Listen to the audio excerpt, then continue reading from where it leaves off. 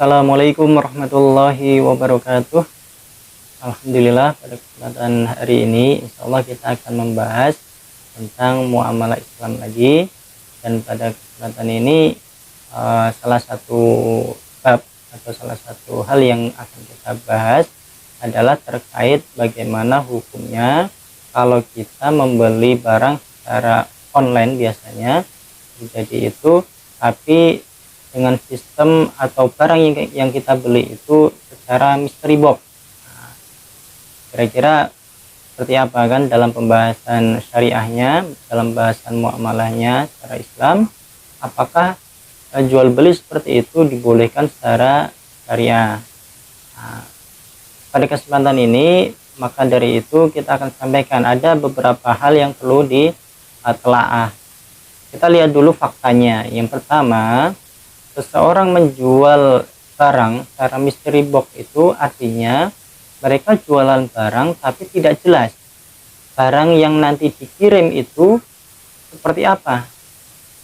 Bisa jadi berupa barang yang memang harganya tinggi atau juga barang yang cuma harganya murah gitu. Sementara kita mungkin membayar dengan harga yang mungkin lebih tinggi dari yang datang ke kita. Itu fakta yang bisa kita temukan di dalam transaksi mystery box. Ditambah lagi beberapa yang kita temukan, mungkin para penjual mystery box itu membumbui marketingnya dengan cara mencantumkan gambar-gambar yang mewah-mewah barangnya.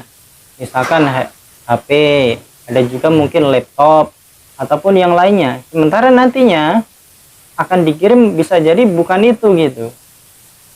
Dan di sisi kedua, barang mystery box itu dijual dengan harga yang murah. Nah, tapi kalau kita cermati dulu bahwa ketika, jangan disepelekan dulu harga murah ini. Kalau misalkan kita jualan online, satu mystery box dihargai cuma 10.000 misalkan, sementara nantinya penjual itu mengirim barang itu cuma seharga misalkan cuma 5.000, artinya dia untung 5.000, contohnya seperti itu. Tapi coba bayangkan ketika orang yang membeli secara online itu, ini biasanya terjadi di beberapa marketplace ya, jadi itu terjadi ada barang-barang mystery box namanya. Tadi contohnya ketika seseorang itu atau penjual itu misalkan cuma menjual harga 10.000 tapi dia sudah untung 5.000 misalkan, tapi kita lihat sejauh berapa banyak orang yang membeli itu, maka bisa dikalikan. Misalkan dari 5.000 untungnya itu ternyata ada orang yang membeli mystery box tadi sejumlah misalkan 100. Artinya kalau 5.000 kali 100 sudah dapat untung 500.000 contohnya. Tapi berbeda lagi kalau lebih banyak lagi, maka kita bisa bayangkan untung-untungnya itu lebih banyak lagi. Mungkin di sisi lain juga ada kalanya mungkin mereka memberikan barang yang mewah juga misalkan, tapi itu sebagai teknik marketing, bisa jadi seperti itu. Maka dari itu kita akan telaah sekilas gitu ya, secara muamalah Islam itu bagaimana. Maka dari itu saya sampaikan pada kesempatan ini, yang pertama kita telaah di dalam transaksi mystery box itu, yang pertama dia ada namanya gharar atau tidak jelas.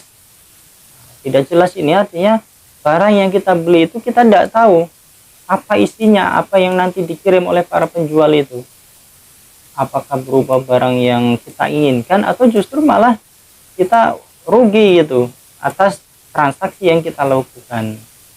Jadi itu poin yang pertama dalam transaksi mystery box ya. Poin pertama adalah di sana ada transaksi yang berupa gharar, artinya tidak jelas barang itu seperti apa. Seperti ibaratnya kita membeli kucing dalam karung misalkan, itu artinya kita tidak tahu isi dalam karung itu apa gitu, apakah benar-benar kucing atau apa gitu. Maka dari itu penting bagi kita untuk hati-hati. Ditambah lagi Rasulullah juga menyampaikan bahwa ketika seseorang mau membeli ikan, sementara ikan itu masih di kolam, kita dilarang untuk melakukan transaksi itu. Karena apa? Kita tidak tahu isi kolam itu apa isinya.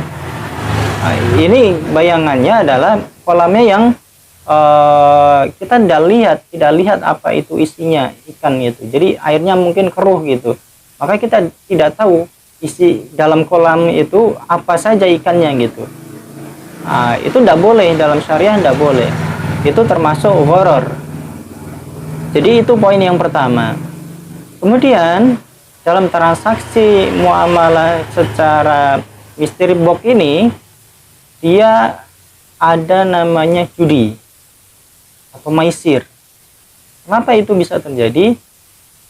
Itu terjadi ketika kita membeli itu, misalkan tadi harganya 10.000, maka itu kan bagi kita kan untung-untungan. Atau bisa jadi itu kita gampangnya itu sebagai uang taruhan gitu.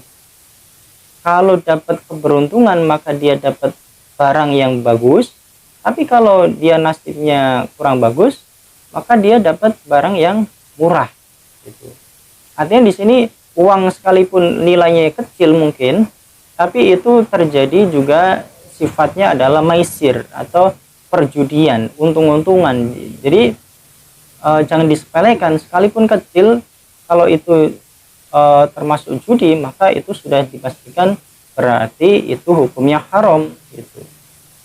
Jadi poinnya yang kedua adalah adanya judi atau maisir. Itu menjadi poin penting bagi kita. Dan pada kesempatan ini saya sampaikan kurang lebih ada dua kesimpulan itu yang kita bisa hukumi bagaimana terjadinya transaksi muamalah yang berupa mystery box. Jadi kita jual beli tapi secara tidak jelas, atau mystery box tadi artinya misteri, orang tidak tahu itu nantinya mau dikirim apa oleh si penjual. Dan ini biasanya terjadi di transaksi online ya. Maka dari itu kita hati-hati. Simpulannya bahwa transaksi seperti itu kita hukumi adalah hukumnya haram. Poinnya adalah yang pertama dia mengandung unsur gharar atau tidak jelas nantinya barang itu seperti apa. Yang kedua poinnya adalah dia mengandung unsur judi atau maisir. Jadi seperti itu kurang lebihnya. Semoga ini bermanfaat bagi kita supaya kita juga lebih berhati-hati dalam era digital yang semakin berkembang cepat ini. Kita juga harus perhatikan untuk tetap bertransaksi muamalah secara syariah, secara islami, sehingga kita dapat mendapatkan keberkahan dari Allah Subhanahu wa taala. Mungkin sekian, semoga bermanfaat. Insya Allah kita akan lanjutkan kajian-kajian berikutnya insya Allah dengan materi-materi yang lain. Semoga bermanfaat. Akhirus salam. Wassalamualaikum warahmatullahi wabarakatuh.